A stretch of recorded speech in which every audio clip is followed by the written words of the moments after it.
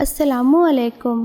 بسم اللہ الرحمن الرحیم۔ جب حضرت حسین رضی اللہ تعالی عنہ کا کٹا سر لے کر ان کی بہن زینب مدینہ پہنچی، کربلا کے میدان میں حضرت حسین کا سر کاٹ کر دشمنوں کا لشکر اپنے بادشاہ یزید کے محل کی طرف چلا۔ محل میں ایک فوجی نے یزید کے سامنے حضرت حسین رضی اللہ تعالی عنہ کا کٹا سر رکھ دیا۔ حضرت حسین رضی اللہ تعالی عنہ کا کٹا سر دیکھ کر یزید بہت خوش ہوا اور پھر اس نے اپنے ہاتھ میں ایک چھڑی لے کر حضرت حسین کے سر پر ماری اور کہنے لگا کہ اے لوگوں، دیکھ لو، جو بھی میری مخالفت کرے گا اس کا یہی انجام ہوگا۔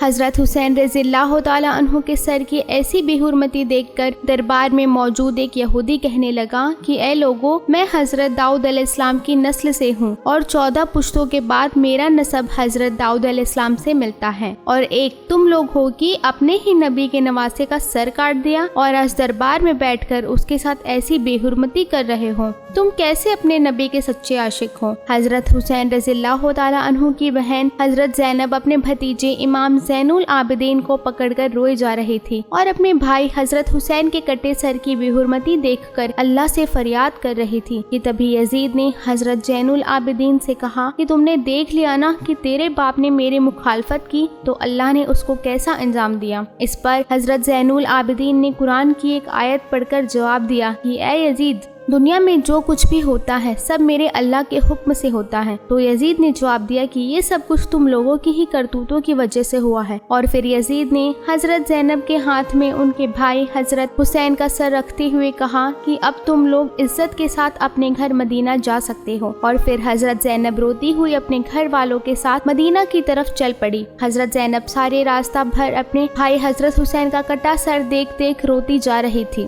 آخر یہ لٹا ہوا قافلہ کئی دنوں کے سفر کے بعد مدینہ پہنچا۔ جب لوگوں کو خبر ہوئی کہ دشمنوں نے حضرت حسین رضی اللہ تعالی عنہ کا سر کاٹ دیا ہے تو لوگوں میں کوہرام مچ گیا اور ہر گھر سے رونے کی آوازیں آنے لگی۔ سارے مدینہ کے لوگ سمٹ کر حضرت زینب کے پاس پہنچے۔ حضرت زینب بہت خاموش تھی، کسی سے بات نہیں کر رہی تھی۔ حضرت حسین کا کٹا سر ان کے ہاتھوں میں تھا اور آنکھوں سے آنسو جاری تھے۔ اچانک حضرت زینب اپنے بھائی حسین کا کٹا سر لے کر اپنے نانا حضور صلی اللہ علیہ وآلہ وسلم کی قبر کی طرف چل پڑی۔ جب حضرت زینب حضور صلی اللہ علیہ وسلم کی قبر پر پہنچی تو آنکھوں سے بے اختیار آنسو بہنے لگے، اور پھر انہوں نے حضور صلی اللہ علیہ وسلم کی قبر کے پاس حضرت حسین کا کٹا سر رکھتے ہوئے ایسے الفاظ کہے کہ جنہیں سن کر سارے مدینہ والے رونے لگے۔ حضرت زینب نے حضور صلی اللہ علیہ وسلم کی قبر کے سامنے کھڑے ہو کر کہا کہ اے میرے نانا جان، کاش کہ اب زندہ ہوتے تو دیکھ لیتے کہ دشمنوں نے تیرے پیارے حسین کا کیا حال کیا ہے۔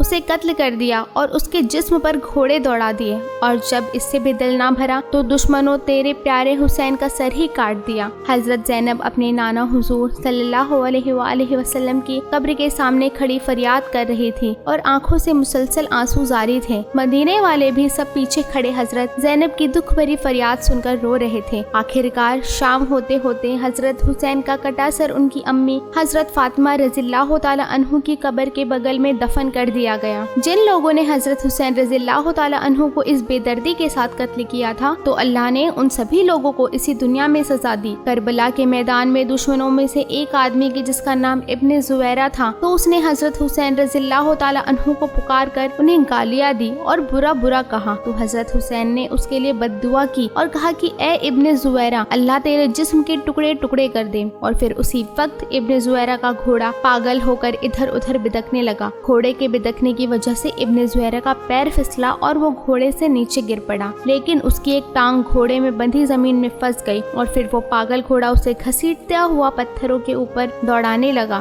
وہ گھوڑا ابن زویرہ کو گھسیٹتا ہوا اتنی تیز دوڑ رہا تھا، پتھروں کی چوٹ سے ابن زویرہ کا جسم کٹ کٹ کر گرنے لگا اور آخر اس کا سارا جسم کٹ کر ختم ہو گیا۔ صرف اس کی وہ ٹانگ بچی کی جو اس گھوڑے کی زین میں پھنس گئی تھی۔ جس وقت کربلا کے میدان میں حضرت حسین رضی اللہ تعالی عنہ 3 دنوں کے پیاسے دریا کے کنارے بیٹھ کر پانی پینے جا رہے تھے تو اسی وقت دشمنوں میں سے ایک آدمی کی جس کا نام ابن نمیر تھا، اس نے حضرت حسین کے منہ کی طرف ایک تیر چلایا۔ وہ تیر سیدھا آ کر حضرت حسین کی گردن میں لگتا ہوا دوسری طرف نکل گیا۔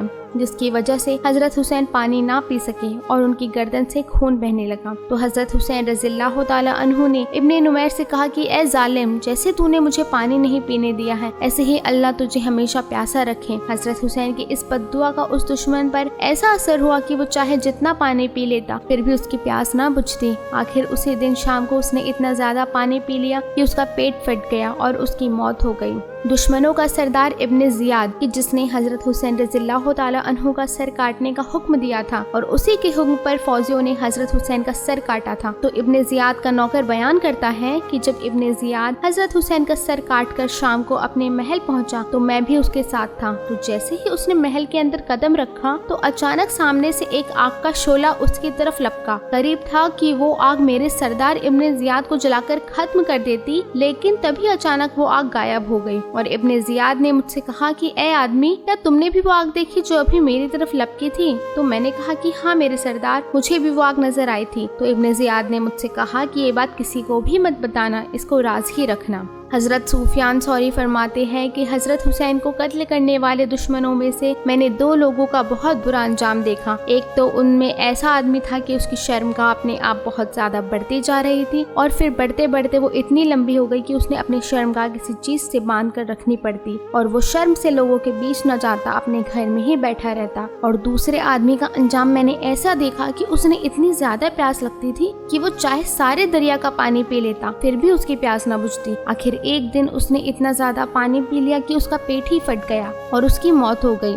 حضرت ابو قبیل فرماتے ہیں کہ کربلا کے میدان میں دوپہر کے وقت حضرت حسین کو شہید کیا گیا تھا۔ تو جس وقت حضرت حسین کو شہید کیا گیا تو اچانک سورج گرہن ہونے لگا اور پھر سورج چھپتے چھپتے اتنا زیادہ چھپ گیا کہ دوپہر کے وقت رات کی طرح اندھیرا ہو گیا اور آسمان میں تارے نظر آنے لگے اور ہمیں ایسا لگنے لگا کہ شاید قیامت آ گئی ہے۔ امام جوہری فرماتے ہیں کہ جس دن حضرت حسین کو شہید کیا گیا تو اس دن بیت المقدس میں جو بھی کنکری یا پتھر اٹھایا جاتا تو اس کے نیچے تازہ خون ملتا تھا، اور پھر 3 دنوں تک آسمان ایسا لال پڑ گیا کہ ہمیں ڈر لگنے لگا کہ شاید اب قیامت قائم ہو جائے گی۔